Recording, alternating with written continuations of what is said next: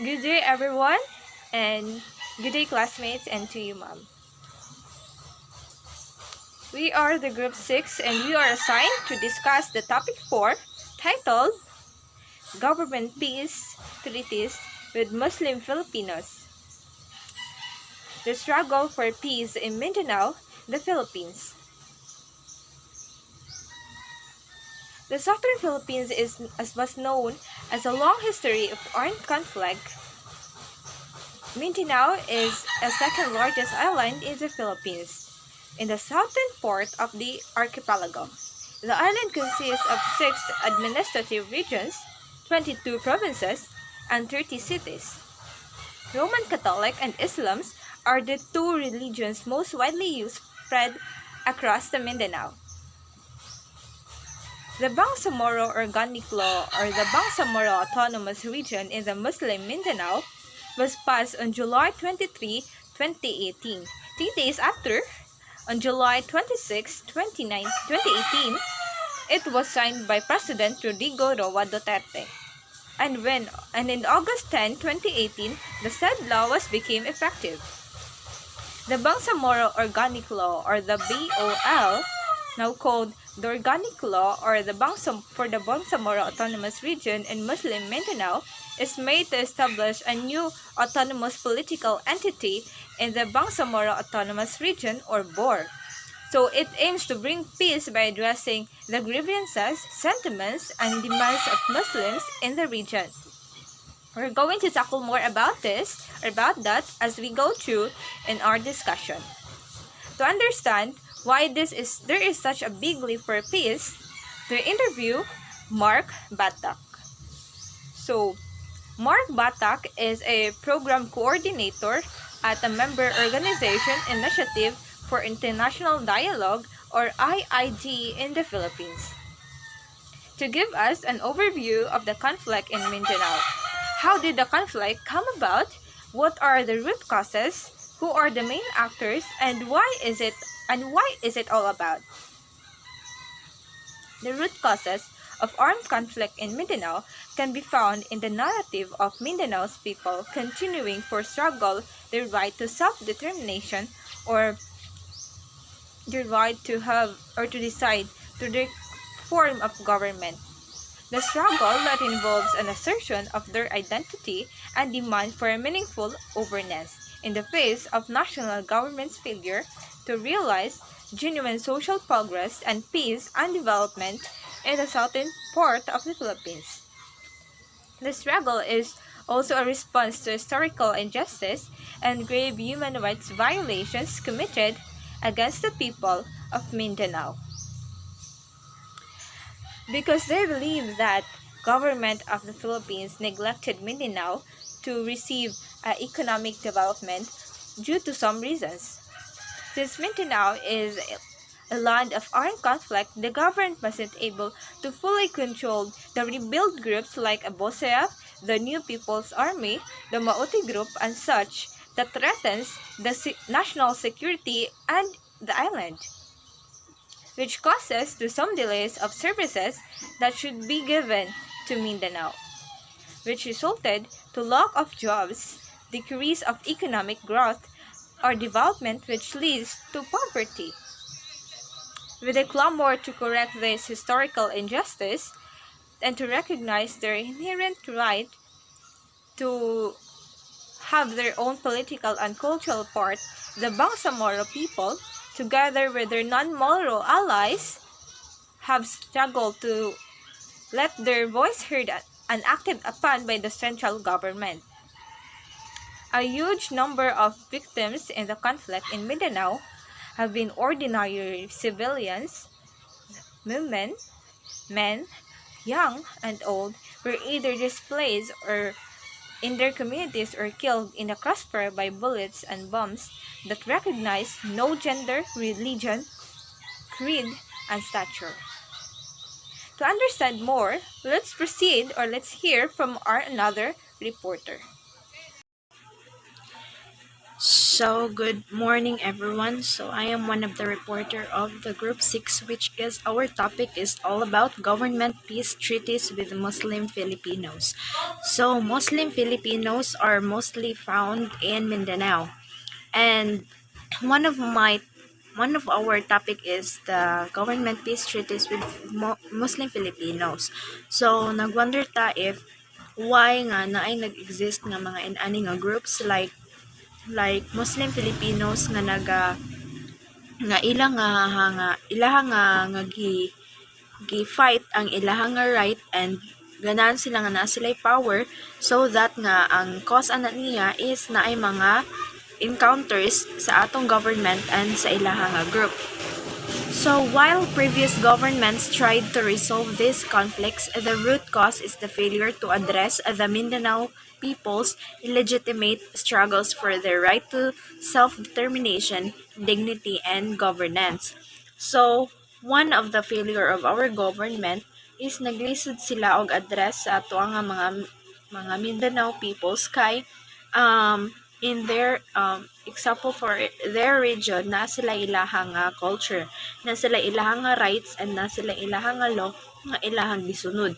And mao na sila ang one nga main failure sa atong government kay unsaon nila pagpasulod sa ato nga information sa ato nga stand if nasad sila kaugaling nga stand. So dili magka sinabtanay ang ato ang government and sa ilahasad mo na nga nag-lead sa mga conflict between the two groups, which is nabalitaan na sad nato nga ang mga Muslim Filipinos kay naghana sila yung mga groups nga gipang himo in order to kuan to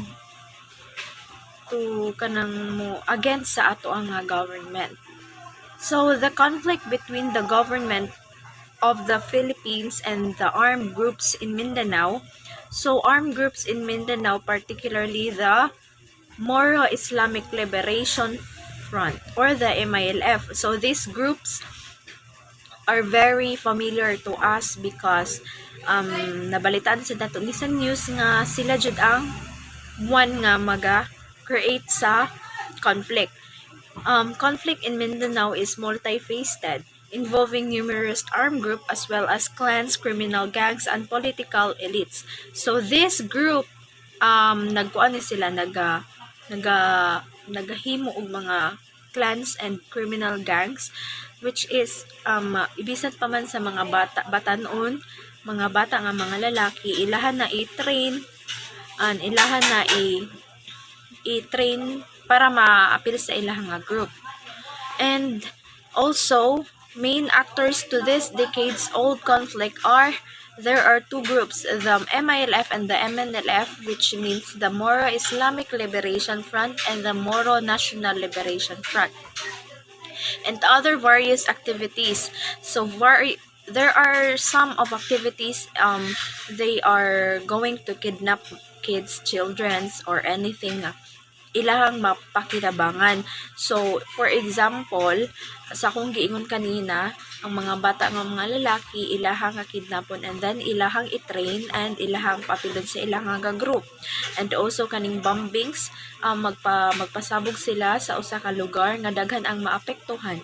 And also, even though nga ilahang lives, ilahang i-suicide in order nga makapakuan na sila ginana nga mga situations like naka news na taana nga daghan na nga news nga ang mga MILF mao jud na ilang trabaho is to give conflict in our government.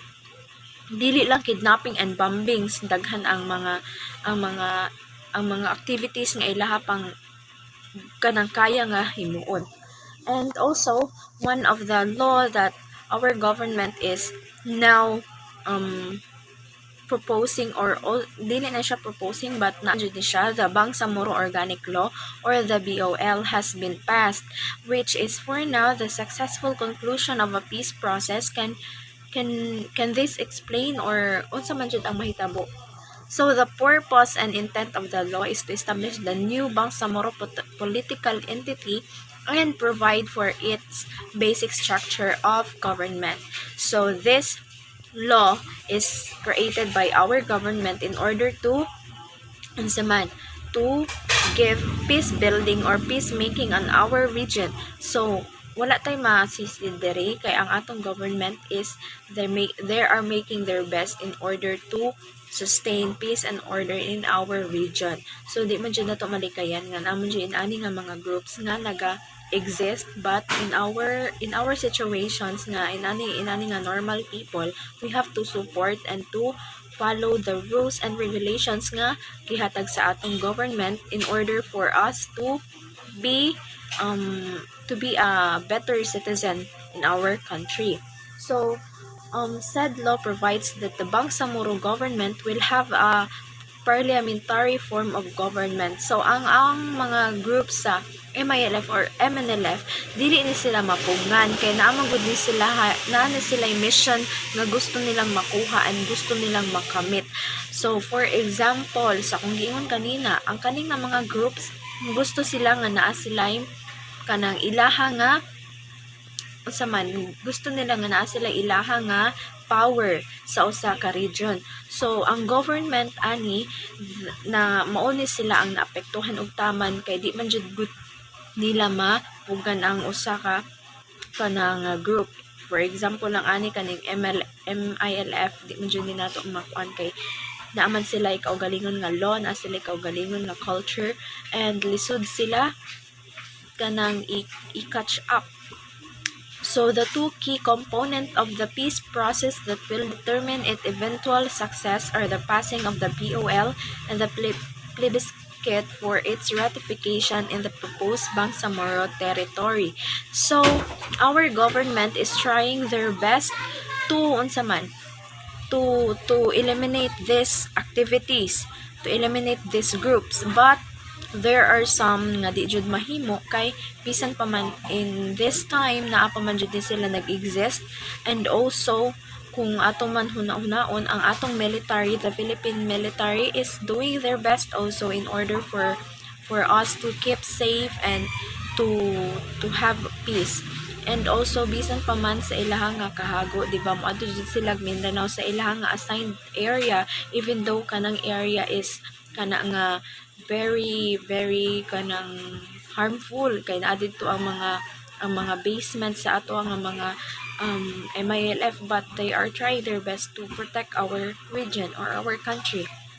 So makahuna-huna sad ta usahay ngano kaha nga naay mga inani nga mga groups nga Filipinos ra man unta ta. We are all Filipinos, but nganong naamay inani nga mo exist, di ba? So ilahasad na kay we have our own rights. We are in democratic country, which is the power is in the people. So the new Bangsamoro political entity will in effect abolish the autonomous region in Muslim Mindanao. So in Muslim Mindanao there are ARMM or the autonomous region, and provide for a basic structure of government in recognition of the justness and legitimacy of the cause of the Bangsamoro people and their desire to chart their own political future through a democratic process. So that's it. Next is the BOL is a product not only of political negotiations between the Bangsamoro and the Philippines government, but unsa man, it is a peace building community, as what I have said earlier nga the Bangsamoro and the Philippine government are trying their best to eradicate or to lessen the conflict of these groups, and also peacemaking and conflict prevention work and initiatives both inside and outside of Mindanao and the Philippines. So one of the main reason of this is the government is doing some laws in order nga ma-stop lang yun, even though di na siya ma-stop, because there are some groups nga nagkadaghan na sila na recruit and daghan na sila na sakop, and usa na siya sa problema sa atong government for this time. So unsa man ang atong mahimo as citizens of the Philippines? So, for example, ikaw nagapuyo ka sa Visayas and you are not part of Mindanao, then you have to support also.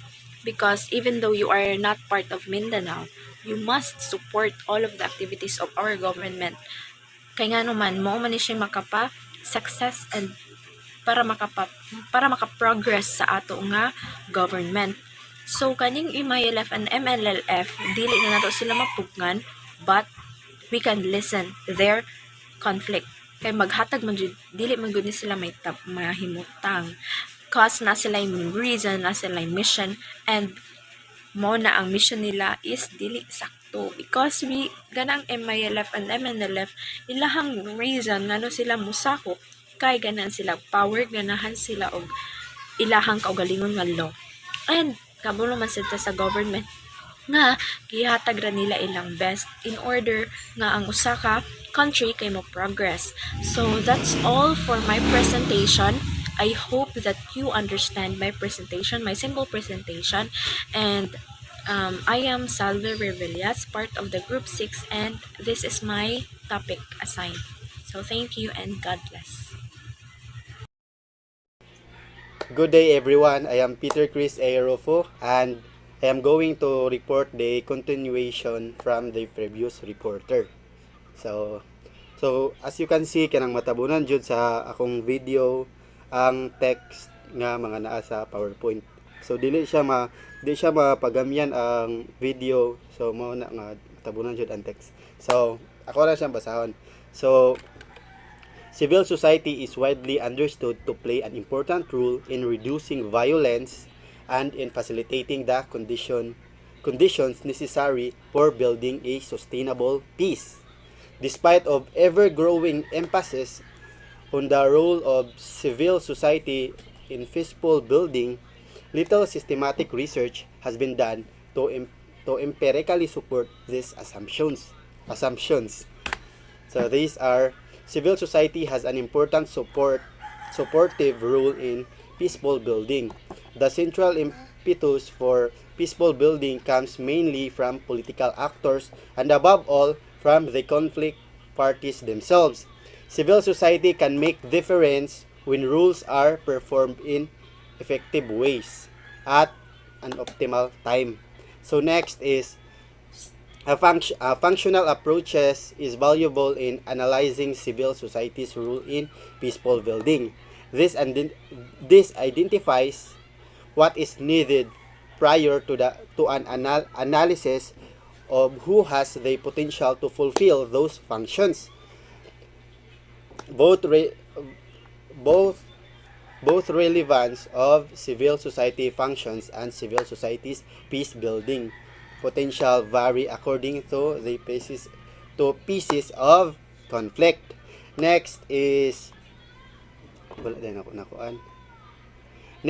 there is an imbalance between implementing civil society activities and their relevance for peaceful building, even when function is highly relevant in particular piece of conflict.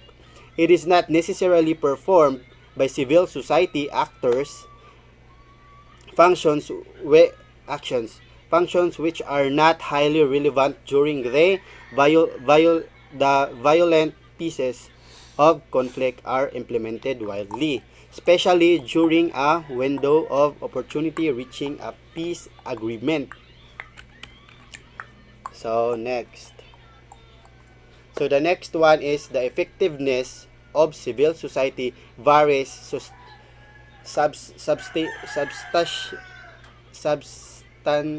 substantially from function to function when performed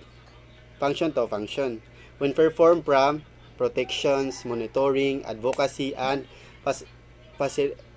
facilitation were often effective.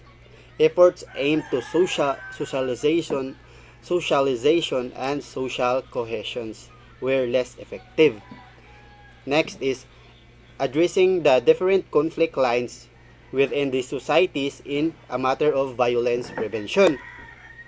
Civil society tend to pay the most attention to the main conflict lines within the given society, but disregarding other cleavages and tensions in societies may lead to future outbreak of violence. Yeah. Then, context matters. It strongly influences the space for civil society to act, thus strengthen or limit its overall effectiveness. The main context of factors to be considered are behavior of the state, level of the violence, the role of the media, the behavior of composition of civil society itself, including the organization, and the influence of external politician actors and donors. So, mao to siya. So, the question is crucial to pay attention to the relevant function for peaceful building during the respective piece of conflict to strengthen their effectiveness and also address important context factors. Poli, Policymakers should, so these are the things that they should consider doing before the policymaker must do. So first is focus attention and support towards the most relevant functions. And these are during war and armed conflict, there should be more initiatives to develop that aim of providing protection, i.e., for example, direct protection, monitoring of human rights violations, advocacy for facilitation of protection initiatives, aid project of war zone that should also systematically integrate this goal. So the next one is during window of opportunity, peace negotiations, both mobilization and targeted advocacy campaigns are important. Facilitation is also quite relevant during this period, whereas socialization and social cohesion less useful. Excuse me. So and the last one is after large scale of violence has ended, monitoring social cohesion and socialization are needed. Facilitation of continues to be relevant. Creating entry points for social cohesion through aid program is particularly relevant. So this is one of those questions that we need to answer. What has civil society and particularly initiatives for international dialogue or IID done for peaceful process and why it is important? So here is the answer. IID or initiatives for international dialogue become more involved into Mindanao peaceful process when the President Joseph Estrada unleashed an all-out war against the MILF in 2000.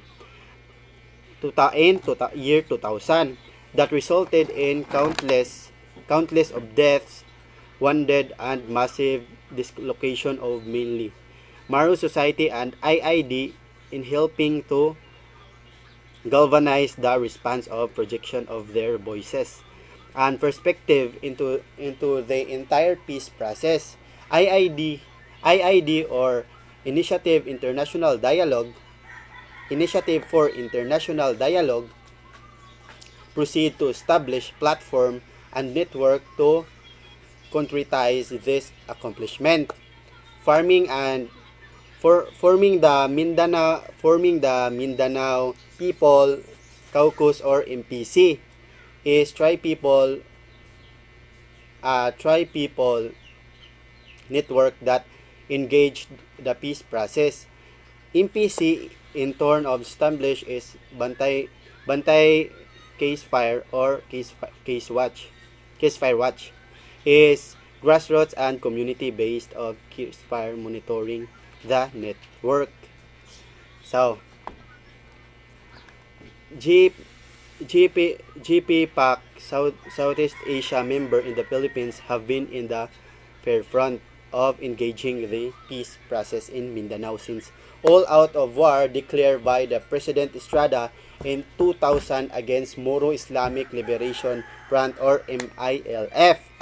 Eventually, eventually IID or IID or Initiative for International dialogue with this its partner communities were able to go through consensus building and lobbied in Congress of a civil society agenda on crucial provision of the draft BBL, conducted public advocacy activities and engaged lawmakers and the media. So here is the last question. Why is this such a big win for peace in the Philippines of the region?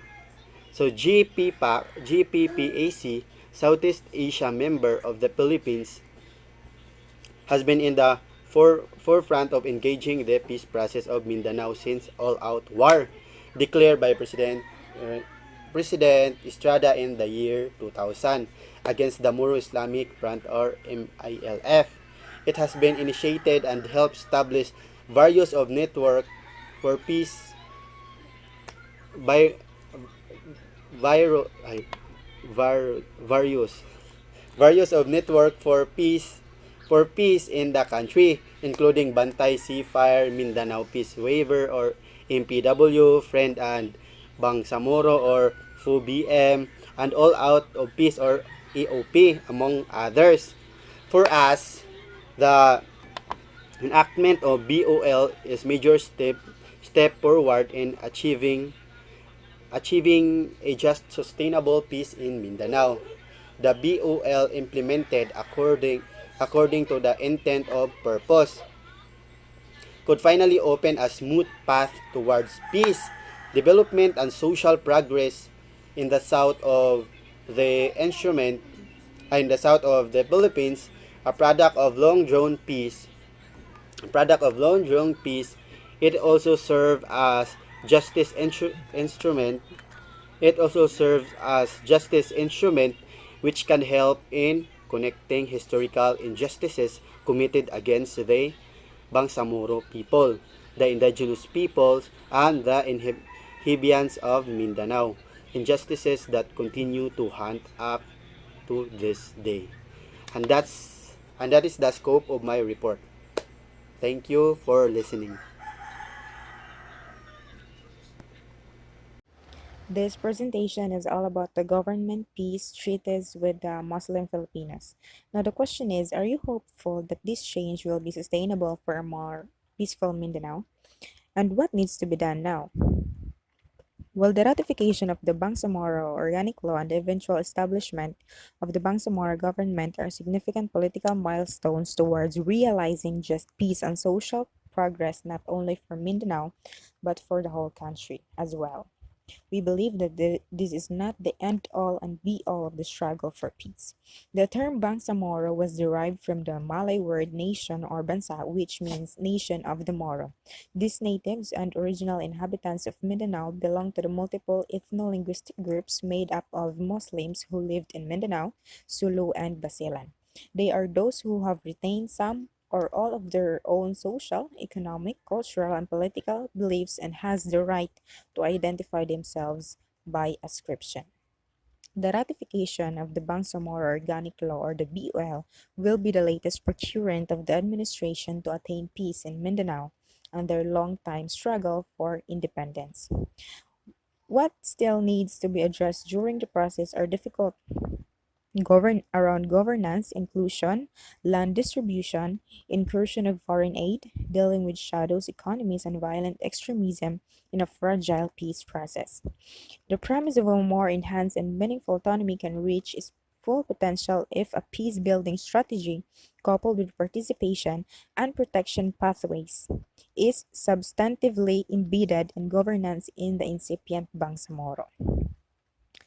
The Bangsamoro Organic Law, now called the Organic Law for the Bangsamoro Autonomous Region in Muslim Mindanao, is made to establish a new autonomous political entity in the Bangsamoro Autonomous Region.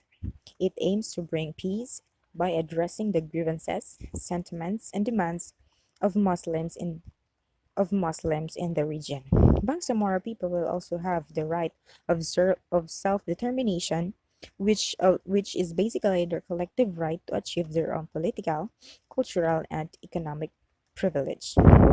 Civil society has to develop what is now a post conflict peace building paradigm wherein we have to locate our role, added value during political transition around hard and intractable issues around land, governance, transitional justice, and security. Peace monitoring will continue to be a staple strategy fulfilling civil society's role as a third party in the peace process. There are aspects of the law that must be monitored and ensured, especially when the caretaker, the BTA, starts its job weeks from now, including how the transition period, the normalization programs will be equally supported and cascaded to ensure decommissioning of the MILF forces and support to these combatants and amnesty, transformation of camps and conflict affected communities. And of course, this will entail bringing to the normalization table the issues and displacement and post-reconstruction of those IDPs during the sieges in Zamboanga and Marawi cities, including the displaced indigenous communities due to intermittent armed hostilities in ancestral domain areas in BRMN. Though the war and conflict in Mindanao is one of the country's biggest issues that roots back with their disputes over ancestral land and religion. The Bangsamoro Autonomous Region in Muslim Mindanao is the home of the Muslim who fight for their self-determination and aspiration for a peaceful and progressive region. Peace in Mindanao remains elusive. Past administration have conducted peace negotiation with rebel groups such as the Moro Islamic Liberation Front or the MILF and the Moro National Liberation Front, which is the MNLF, who turns violence and demanded for a separate state, but none have succeeded. Now, the civil society has to develop what is now a post conflict peace building paradigm, wherein we have to locate our role and added value during political transition around hard and intractable issues around land, governance, transitional justice, and security. A whole of society approach in developing and implementing government programs in the BARMM shall respond to social cohesion, trust building, and work and inclusion of minority and minoritized issues concerning the IPs in the region and the Christian population. From civil society's perspective, it is not a mere governance issue that is at stake here, but actualizing the negotiated consensus and the essence of the social justice by guaranteeing affirmative actions every step of the way. The civil society scorecard should be designed to critically monitor the following: first, realizing meaningful autonomy and right to self-rule of the Bangsamoro based on their distinct cultural identities, historical struggle, faiths, heritage, and traditions. Second, grant genuine and efficient fiscal autonomy for the Bangsamoro. Third, provide the Bangsamoro effective management and control over and benefits of of the natural resources in the Bangsamoro territory. Fourth, full inclusion of the indigenous people rights in the Bangsamoro governance to ensure the recognition and protection of their rights and to correct historical margin, marginalization. To correct historical marginalization and exclusion. And of course, lastly, realizing the transitional justice and reconciliation program for the Bangsamoro hid previous recommendation to establish a transitional justice and reconciliation commission Reconciliation Commission for the Bangsamoro that shall, among others, ensure and promote justice, healing, and reconciliation. Thank you. So now let's talk about the evolution of the armed conflict on the Moro front by Attorney Suleiman M. Santos Jr. So this topic is all about the contemporary armed conflict between the Moros and the Spaniards, whom our former colonizers from 16th century to the 19th century, followed by the Americans on the first half of the 20th century, and more recently by the successor of the Philippine government since formal independence in 1946. So, the main reason behind this conflict is because of the historical and systematic marginalization and minoritization of the Islamized ethno-linguistic group in their own homeland in other parts of the Mindanao Islands. So when we talk about marginalization, meaning to say it's like insignificant treatment of people, and the synonym of that word is diminish or belittle. So meaning to say, the reason behind this conflict is that the antagonists of these Moros wanted to diminish their group of people in their own land or in their own place, knowing that they have their own sovereignty or they already have established their own kind of nation state, which referred as sultanate. So going on, it might be viewed as a clash between two imagined nations or nationalisms, which are the Filipinos and the Moros, each with their own narratives of the conflict. So just imagine we are under one country only, which is the Philippines, and it seems like it's like a clash between a nation to a nation, knowing that ang perspective sa Filipinos kay lahi and ang perspective pod sa Moros kay lahi, and also sad ang gipaglaban sa mga Filipinos or other group of Filipinos kay lahi pod, and otherwise lahi pod sa kuan sa mga Moros. So first, let's talk about the the point of view of the Moros. So for the Moro Liberation Front, it has been a conscious struggle to regain the historical sovereignty of the independent Moro nation states called sultanates over their old homeland. So they have a struggle in fighting for their independence, no? So mao ni siya ang reason sa conflict coming from the perspective of the Moros, because they only want their independence, knowing nga they are a group of people having different beliefs, different ethnicity, different group of leaders, different economic and political activities, and different perspective from other Filipinos. So they just wanted their independence since they already have their sort of nation state, or what we call as sultanate. And on the other hand, for the Philippine government, is the main reason is it has been a matter of defending the territorial integrity of the country against succession and dismemberment among the three main island regions of Luzon, Visayas, and Mindanao. And this has made the conflict a veritable case of irresistible forces and immovable objects.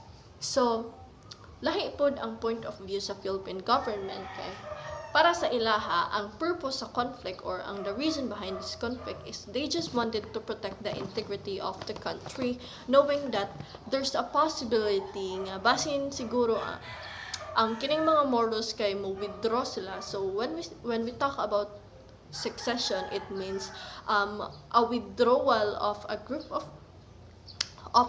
from a larger entity. So knowing that ang kining mga Moros, they have their own sovereignty, they have their own sultanate or nation state, kay there is a big possibility nga pwede silang mo withdraw sa Philippines nga murag mo dismember sila ang ilang membership kay ilang i-withdraw nga pwede sila maghimog ilahang kuan like ilahang country baron. So mo na ang kuan ang giprotektahan sa Philippine government nga dili na mahitabo kay murag it's very chaotic if mahitabo man gani na and kuan pod it's a shame pod from other countries nga magkatibulaag ang ato ang regions sa Philippines. So now let's proceed to the historical roots kung unsa man jud kanang mga pinag-ugatang reason nganong naa ni siya nga conflict. So both Spanish and American colonial regimes had to contend with small but fiercely independent sovereign nation states or the sultanates of the main Moro ethno-linguistic tribes. So ang kining Spanish and Americans, knowing that they are our colonizers and wanted to colonize our country for their own interest, kay murag nagliso jud sila og colonized or nagliso jud sila og captures sa mga Moros, knowing nga this group of people kay grabe pud ka powerful. And talking about civilization, ang ilaha pa lang when we talk about kuan pa lang ang ilahang mga defense mechanism like ilahang mga gamit for defense is grabe na ka-advance sa una pa lang. And Islam had arrived in Sulu in the last quarter of the 13th century, and the Sulu Sultanate was established in 1451, more than a century before the start of the Spanish period in 1565. So, by understanding that sentence, so we already know. So now let's talk about the historical roots of this Moro Front conflicts. So unsa man jud pinag-ugatan ani nga conflict. So both Spanish and American colonial regimes had to contend with small but fiercely independent sovereign nation states or the sultanates of the main Moro ethno-linguistic tribes. So knowing that the reason behind the colonization of our country is because of the Spanish interest with regards to economic and political purpose, and as well as ang pag-spread sa Christianism, kay naglisod gyud sila og pilde aning mga Moros since gamay ra sila pero grabe ka powerful or grabe ka tough ang ilahang sultanate o grabe ka firm ang ilahang ang ilahang pagka-Muslim. So mo nang murag pag-abot sa Mindanao, wala nagdahom ang kining Spanish o kanang American rulers nga maglisod sila og manipulate or maglisod sila og take over aning mga Moros. So Islam had arrived in Sulu in the last quarter of the 13th century, and the Sulu Sultanate was established in 1451, more than a century before the start of the Spanish period in 1565. So even before pa naabot ang kining mga Spaniards or kining mga colonizers, kay nanay na-establish na sultanate sa Sulu. So meaning to say, nana sila group of leaders, na sila na-establish na political institution, ilahang laws, ilahang policy, ilahang economic activities, ilahang beliefs, ilahang perspective, their culture, their norms, traditions, and so on. Kana tanan na integrate or na establish na sa Sulu. So mao nang naglisod gyud og take over ang Spanish anang area, kay na naman sila nakuan na establish and firm pa gyud kaayo siya nga pagka-establish. So wala siyang kanang di siya madali-dali, just unlike sa Luzon ug sa Visayas nga dali ra kayo sila na Christianize and dali ra kayo na colonized.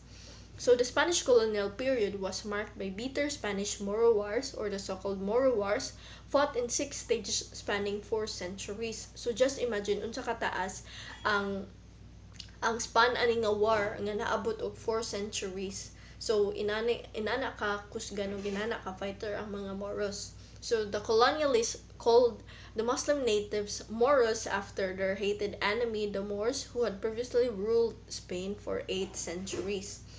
So, siguro nakita sa mga Spaniards ang resemblance sa Moros sa ilahang former enemies, which were the Moors who ruled the Spain for 8 centuries. Mauna sigurong kuha nilang ang idea nga ipangan aning mga Muslim natives as Moros from their hated enemy, the Moors, na kita siguro nila ang resemblance kung unsa ka-fighter ning mga Muslim natives, as well kung kanang same as ka-fighter sa ilahang enemy.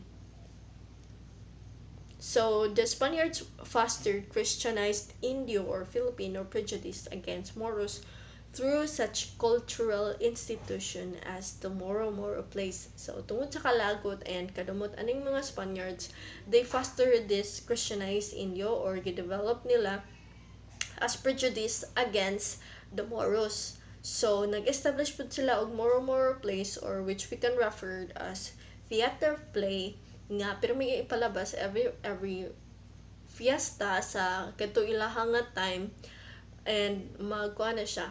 It comprised of different genres of plays such as drama, melodrama, comedy, romance. Pero ang main highlight or ang high point sa play is the conflict between the Christian and the Muslim people.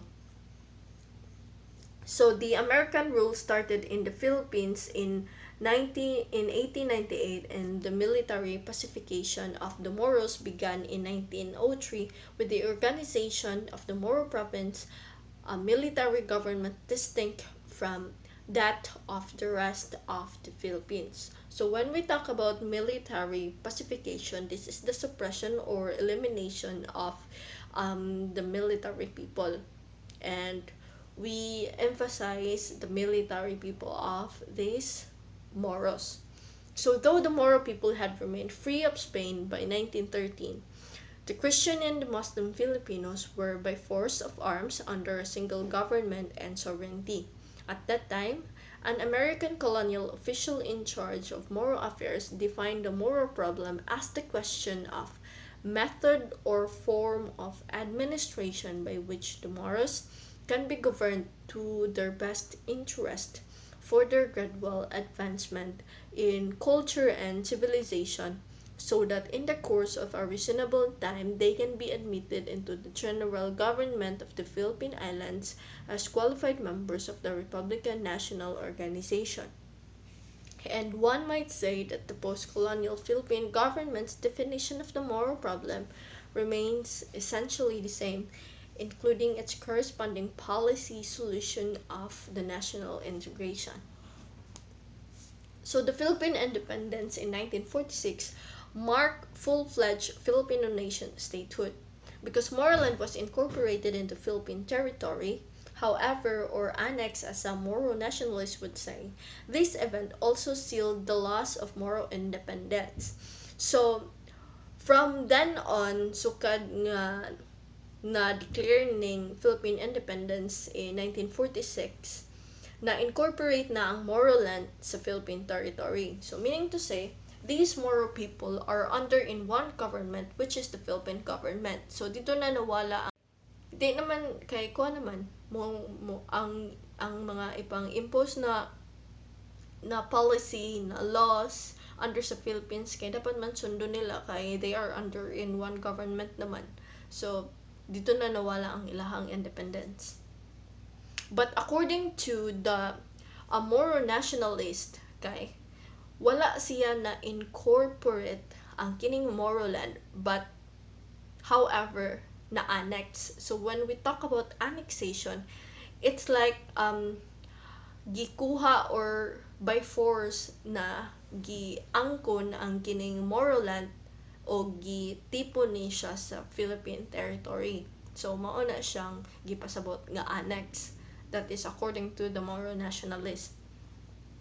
So Muslim in 1994 sums up the historical roots and contemporary causes of the Moro problem, listing 10 foundational causes from 1898 to 1972.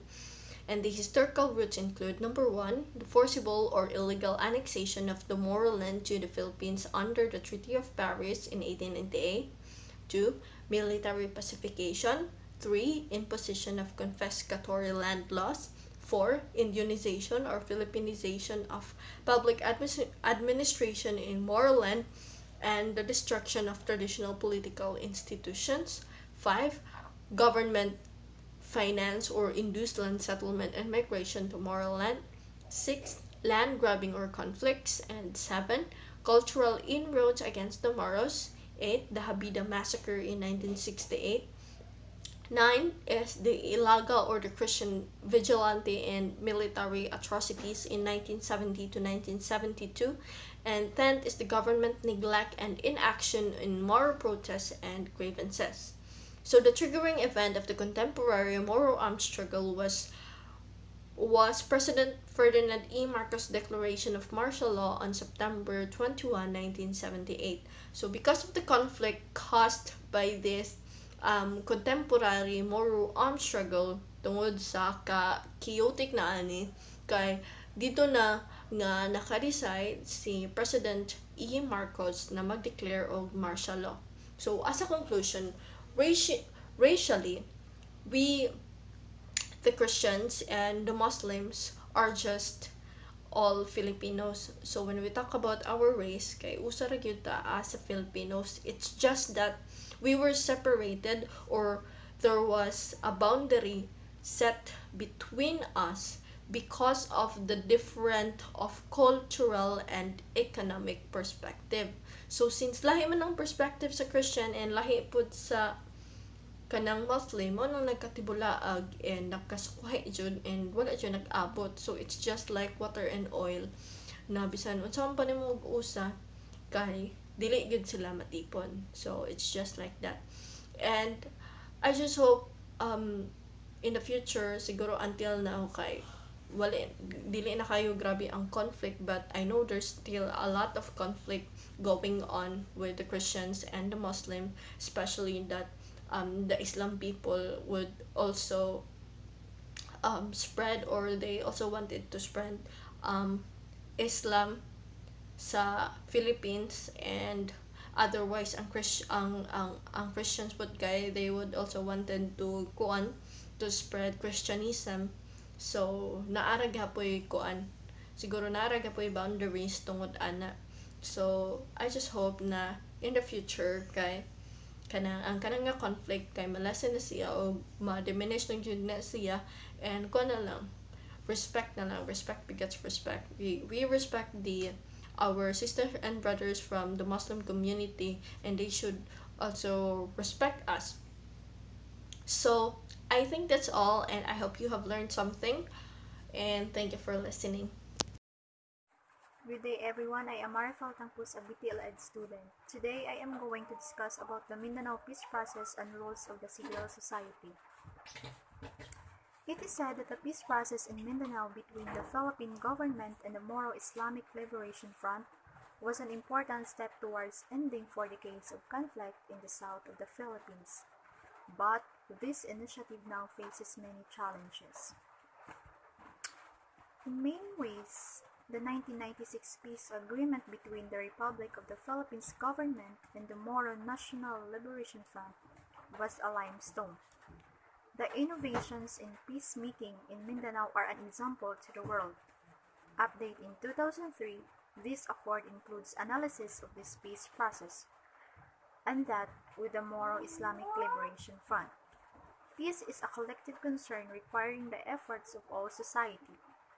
In the Mindanao peace process, while government and society organizations shared the concern to achieve peace, government initiatives have virtually excluded civil society.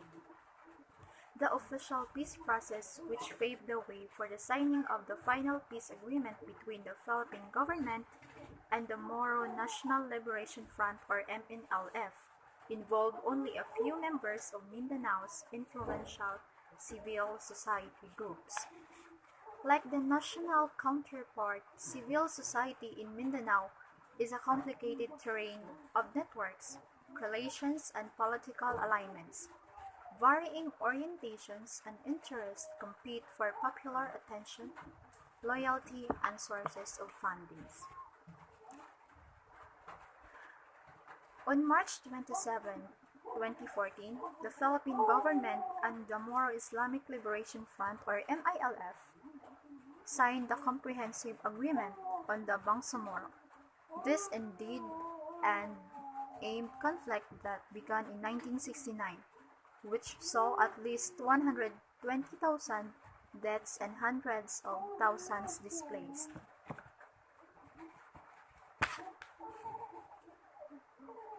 Civil society groups in Mindanao have played key roles in supporting a comprehensive and sustainable peace process. However, civilian groups and communities face challenge in the context of new outbreaks of Islamic State-inspired violence and the recent reimposition of martial law.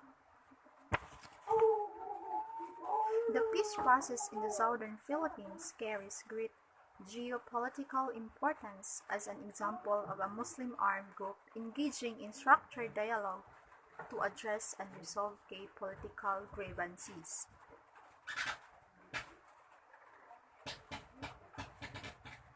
It is important that the Mindanao peace process succeeds as it gains great significance beyond the Philippines. So let's proceed to the Moro struggle. Let's have a quick review of the history of Mindanao.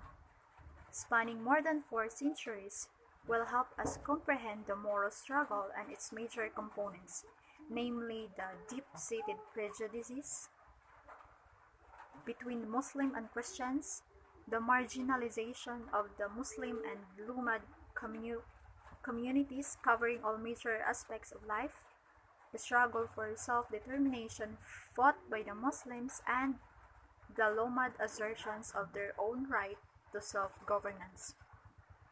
Part of the story is the long drawn-out peace process that is slowly unfolding and creating new relationships among the people of Mindanao.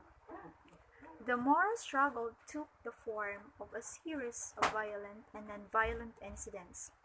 We have noted earlier that in the mid-1920s up to mid-1930s, several Moro leaders expressed, in response to the American team investigating the preparedness of Filipinos for independence, that they did not wish to be part of the Philippine independence.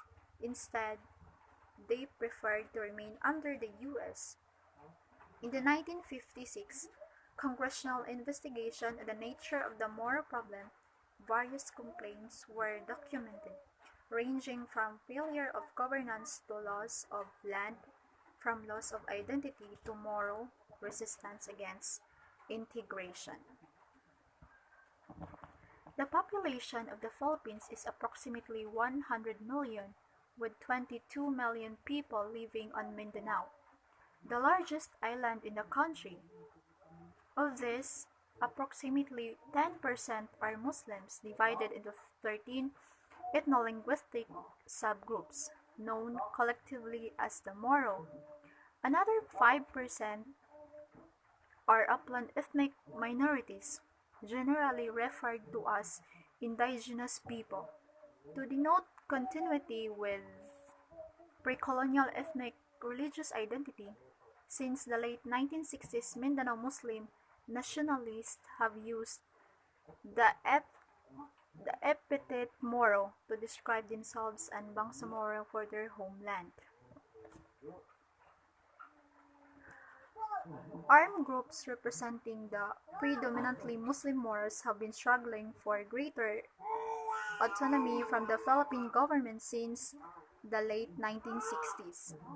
Although narratives of the Spanish and American colonial periods often overplay the extent of conflict between Islamic and Christian communities, Moro groups nevertheless share a strong sense of historic injustice.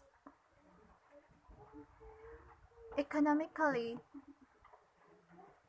intrusive and predatory, embodying a religious and cultural majority bent on forced assimilation of Muslim minorities. Moro grievances focus in particular on Manila sponsored internal colonization, including transmigration of large numbers of Christian Filipinos to the southern Philippines, settled on land originally belonging to Muslim and other indigenous communities.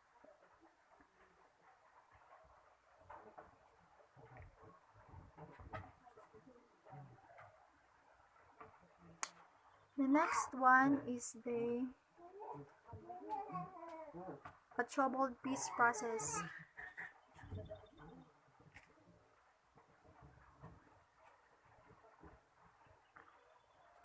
The 1976 Tripoli Agreement between the government and Moro National Liberation Front, or MNLF, seemed a breakthrough at the time, but was not properly implemented, although a subsequent 1996 agreement granted some autonomy to Muslim areas in addition to decentralization under the 1987 Constitution. However, the autonomous region for Muslim Mindanao was largely hollow entity and undermined by poor governance. These setbacks discredited the MNLF, leading to a new round of insurgency by the 12 to 15,000 strong MILF, which adopted a more overtly Islamic identity. The following 2 decades in western Mindanao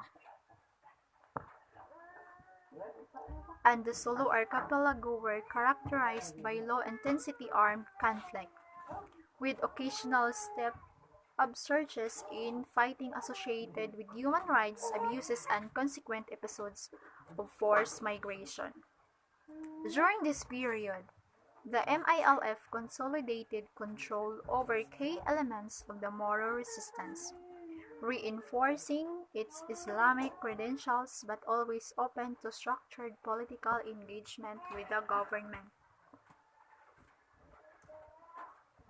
During a 2008 pact with the Gloria Macapagal Arroyo administration focused on Moro rights to their ancestral domain, or traditional lands. This could have been an important breakthrough addressing key grievances, but the agreement was struck down as unconstitutional by the Philippine Supreme Court, in part of the instigation of powerful politician oligarchs on Mindanao, following the breakdown of the 2008 peace agreement. The armed forces of the Philippines launched a major offensive against the MILF, displacing hundreds of thousands of civilians.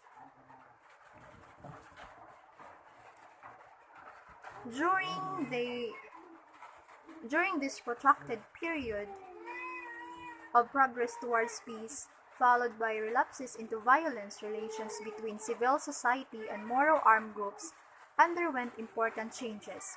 Civil society actors have in the past complained about their lack of input in the peace process. One striking difference between the situation since 2012 is the extent to which the MILF has undertaken concerned and systematic efforts to engage with civil society actors, including through a series of community consultations.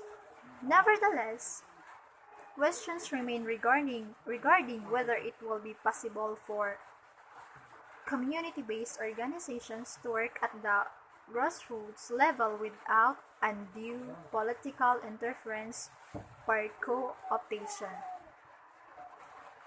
So next is, how will civil society activities, some of which are framed within liberal democratic norms and values, fit the Islamic agenda of some MILF leaders and supporters? Past experience of ineffective government implemented development projects under appropriation by clientelist networks has led grassroots activists to be sensitive about corruption and the politicization of aid and the risk of being co-opted by powerful interests.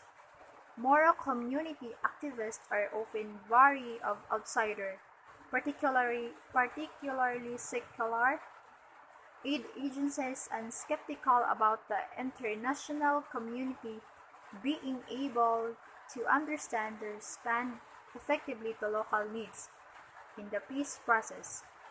Although some external factors have worked diligently to win local trust,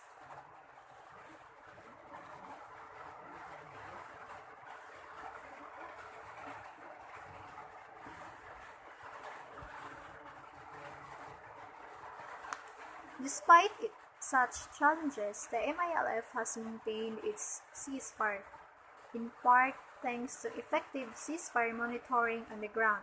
Mindanao civil society groups have played key roles in ceasefire monitoring, including networks such as the Bantay Ceasefire, local volunteers, and through civilian participation with the International Monitoring Team or IMT.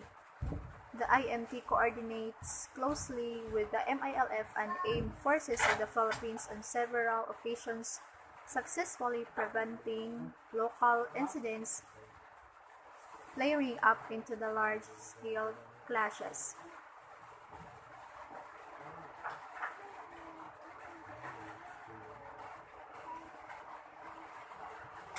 For the MILF, internationalization of the peace process has resulted in significantly enhanced legitimacy and political credibility on the national and regional stages.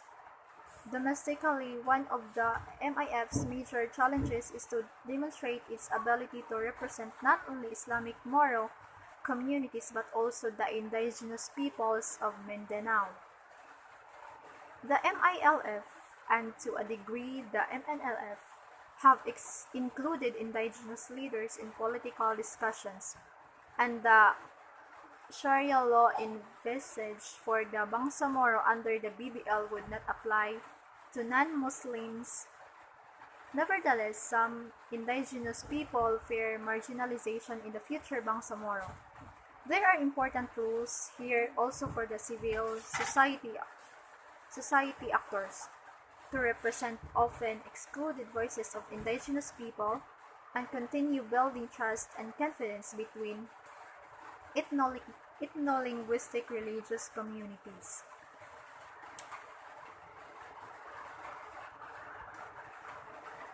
In conclusion, a key lesson from the southern Philippines for other peace process is the need to consult extensively with civil society actors to ensure sustainable buy-in from local stakeholders.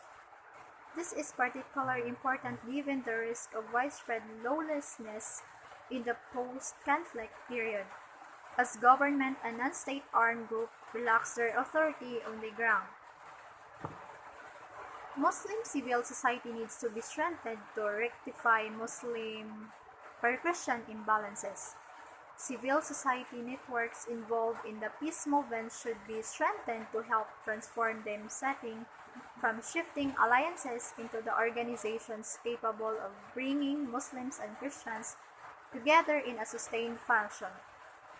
Empirical work on the impact of various approaches or interreligious dialogue peace zones effects on citizen attitudes should be used. Various approaches or interreligious dialogue peace zones and effects on the citizen attitudes should be used to help guide conflict management efforts. Conflict management must involve local governments, particularly given the decentralized nature of politics and administration in the Philippines.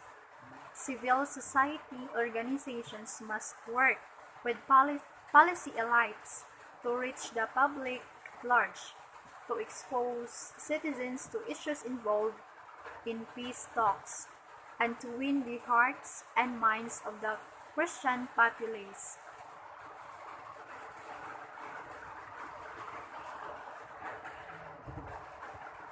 That's all. Thank you.